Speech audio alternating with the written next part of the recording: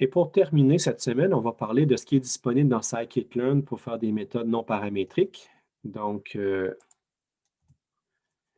d'abord, pour faire l'estimation de densité, l'estimation par noyau de densité, ce qu'on appelle en anglais du Kernel Density Estimation, donc KDE, vous avez à chercher par rapport à ça, ça existe directement dans scikit-learn avec Neighbors, le sous-module Neighbors Kernel Density.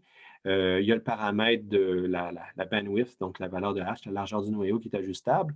Puis, bien sûr, on peut choisir donc l'algorithme de calcul du voisinage. Donc, encore une fois, on revient au cas des trees ici, au ball tree qui sont possibles d'être utilisés, qui permettent d'améliorer les performances, donc en termes de temps de traitement. Puis le choix du noyau aussi est possible avec cette fonction-là. Donc, par défaut, c'est le noyau gaussien. Mais on a aussi le noyau top hat qui revient à une estimation naïve par histogramme et Panechnikov, exponentielle, linéaire, cosinus. Donc, c'est les différents noyaux qui sont implémentés dans cette fonction-là de scikit-learn. Donc, tout est disponible pour faire ce qu'on a vu en classe. Donc, avec une estimation de densité, on peut faire un fit. Donc, avec le fit, on va apprendre la densité sur les données. Donc, on va essentiellement mémoriser. Mais là, vu qu'en arrière, on utilise un code tree, ça va être un peu plus que de mémoriser, ça va être de construire le code tree sur les données qu'on lui donne. Comme ça va aller plus vite en traitement ensuite. Lorsqu'on on va pouvoir faire le traitement, entre autres, on peut faire ce qu'on appelle du sampling. Donc, une fois qu'on a modélisé la distribution, on peut générer des échantillons de la distribution. Donc, ça, c'est possible seulement pour le noyau gaussien, le noyau top hat. Donc, on est quand même capable d'obtenir, de générer des échantillons qui suivent une certaine loi de densité estimée par l'estimation à noyau. On a aussi la valeur de score qui va retourner la log vraisemblance des données. Donc là, c'est intéressant le score parce qu'on peut voir à quel niveau de vraisemblance qu'on a pour certaines données qu'on lui donne. Puis on a le score samples qui retourne la densité des données. Donc, maintenant, pour le cas plus proche voisin, il y a l'implémentation d'un classifieur dans le sous-module Neighbors. On a K-Neighbors Classifiers. Donc, c'est le classement par les cas plus proches voisins qu'on a vu aujourd'hui.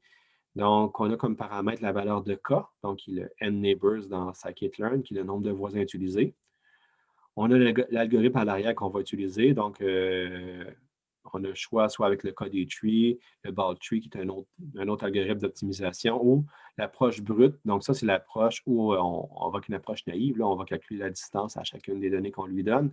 Donc, ça peut être nécessaire si, par exemple, on n'utilise pas une distance euclidienne. Donc, la distance, le code tree, j'imagine aussi le ball tree, c'était défini pour des espaces euclidiens. Si on change de mesure de distance, ça se peut que les algorithmes de voisinage ne soient pas valides. Les algorithmes pour optimiser le traitement ne soient pas valides. Il faut donc là, faire le traitement naïf qui est n log n pour classer, pour identifier les plus proches voisins de chaque donnée.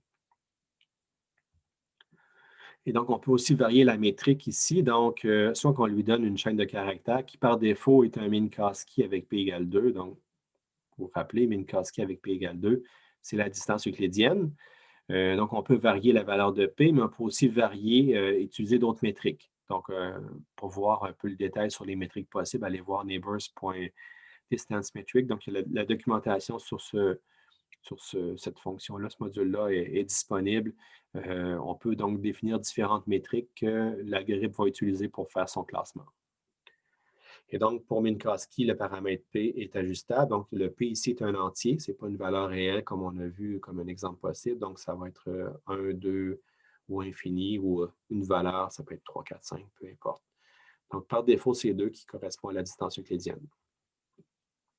Donc, dans K-Neighbors Classifiers, on a la fonction, la méthode fit, où là, on va lui donner les X, les données avec les étiquettes associées. Puis là, il va apprendre son modèle. Puis si on a un algorithme de voisinage qui correspond au code tree, bien là, il va construire son arbre codé à l'interne, selon ce qu'on lui a donné comme données d'entraînement.